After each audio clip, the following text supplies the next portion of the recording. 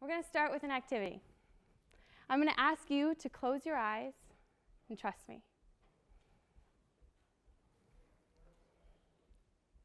Think of someone you know really well.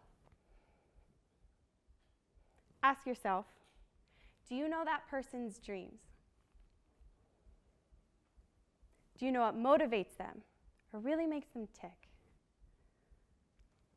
Do you know who they rely on and when they turn to those people?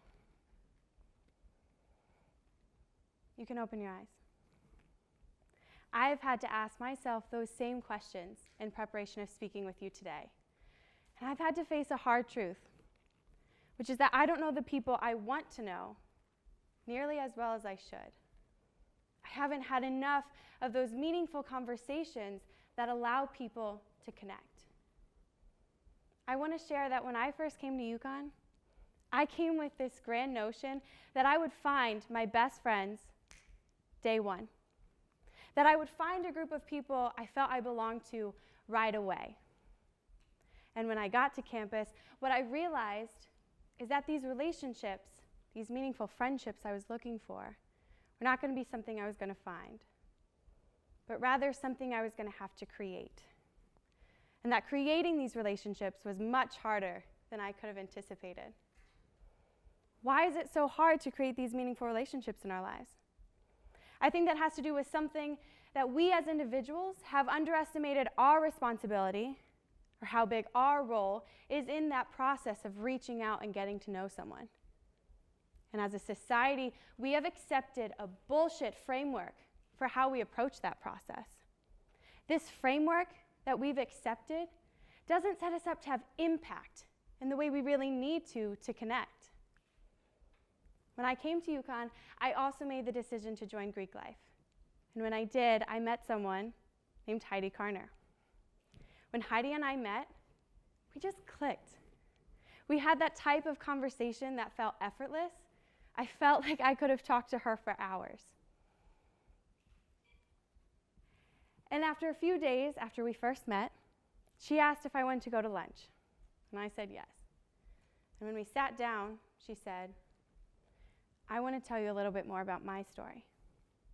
And she continued by saying, my mom has been fighting cancer. And our family has been told that she doesn't have a lot of time left. We don't know if she's going to make it to next Christmas. Since that conversation, we have built a very meaningful relationship in my life today. But I'm not sure we would have been able to get there if it hadn't been what I call Heidi's instantaneous vulnerability that she was willing to share with me that day. She challenged the way I thought about going about connecting with people. And I've been unsettled since with being anyone less than someone who is willing to be vulnerable with the people in my surroundings. This type of interaction that Heidi and I had hasn't been my norm, and certainly not the cultural norm. Rather, I think the first interactions we have with someone when we first meet them has a very different dialogue, almost a script. Think of your first day of work. You went in and you met your colleagues for the first time, or the first time you met your partner's family. Each one of those social situations has a conversation that we're expecting to have, and we're accepting it for the lack of substance it contains. Here at the University of Connecticut, we have our own version of a script. And it looks something like, hi, my name's Auna. What's your name? What's your major? Where do you live on campus? Are you from in-state or out of state?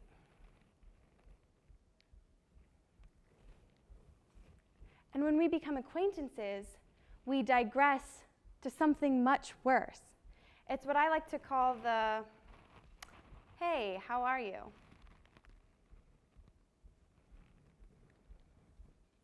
I bring this up because I have been known to use this on a regular basis. And I don't think I'm alone in that. But I also don't think we mean it. Today, how are you is just another way of saying hello. It doesn't hold the weight, perhaps it once did, but certainly that it should. And we're accepting it for this empty notion it represents in our daily interactions. We're talking to people, but not really. We're interacting with one another, but not really. And we're listening to one another, but again, not really.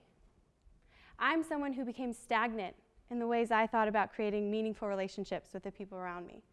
I started going through the motions, playing it safe, in regards to not only putting myself out there, but also in challenging others to stop and talk to me.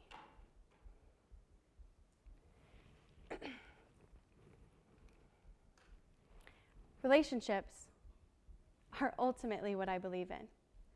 I feel that if I'm surrounded by friends and family I really know, I'll be happy and I'll have a life with meaning.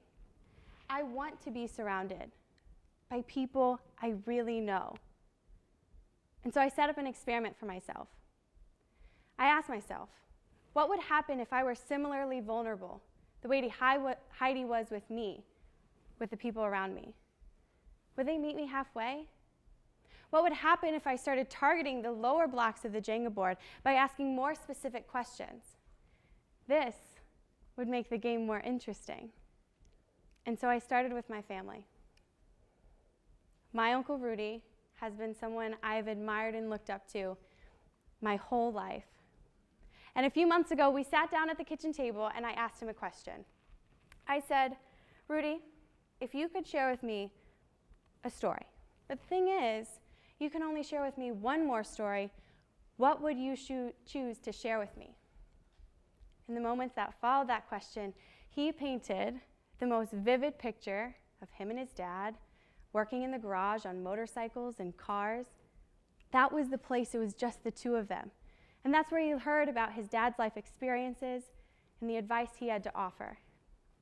There was this one time his dad said, if you look across the fence and the grass looks greener, always remember it's going to be harder to cut. Now this example might not hit you as being a big deal, but as I was sitting across from Rudy, looking him in the eye, I could see how important this memory was to his story. And I felt so incredibly special that I was the one receiving it. And our conversation didn't end there.